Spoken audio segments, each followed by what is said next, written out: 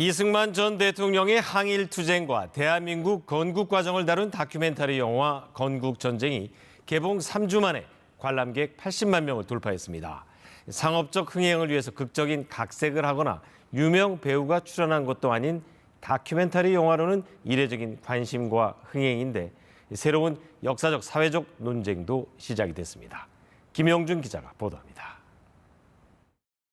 경상남도 마산시에 3.15 부정선거 비탄 데모를 필두로 해서 이 전 대통령의 하야를 촉발했던 3.15 부정선거는 본인의 4번째 당선을 위한 일이었던 것으로 알려져 있습니다. 하지만 영화 건국전쟁의 시각은 달랐습니다.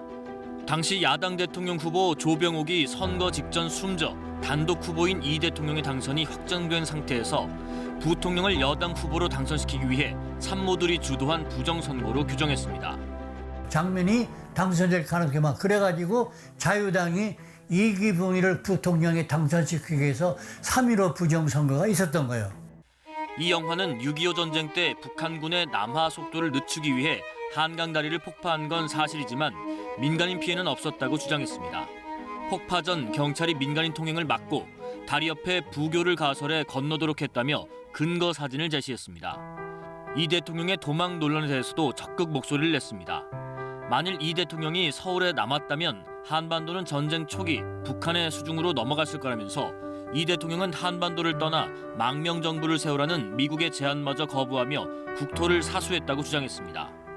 민주주의를 정말 추구했던 사람이지만 그 사람의 한 행적 하나를 두고 왜곡을 해가지고 독재자로 폄훼했다는 것을 좀 알게 되었어요. 이 영화는 특히 김구 선생과 주한 중국 공사 사이 비밀 대화록을 근거로 김구 선생이 북한의 군사력과 경제력, 배후에 있는 소련과 중공을 두려워해 정부 수립에 반대했다고 주장했습니다. 이미 북한은 전쟁 준비가 완벽하게 돼 있다. 결국은 통일이 돼도 김일성을 중심으로 통일이 될 것이다. 그런데 내가 왜 이승만 정부에 협조를 해야 되느냐. 그 기록에 그렇게 나와요. 김구 선생 후손이자 대한민국 임시정부 기념사업회 김용만 이사는 김구 선생이 마치 북한의 편에 서서 이승만을 비하하는 듯이 해당 문서 원문을 의역한 것이라며 이승만, 김구의 대립구조 형성을 위해 만들어낸 일방적 해석이라고 반박했습니다. 돌풍을 일으키고 있는 영화 건국전쟁은 이승만 전 대통령의 공과 과에 대한 재평가가 필요하다는 화두를 던지면서 논란과 함께 진영 간 공방에 불을 붙였습니다. KBS 뉴스 김용준입니다.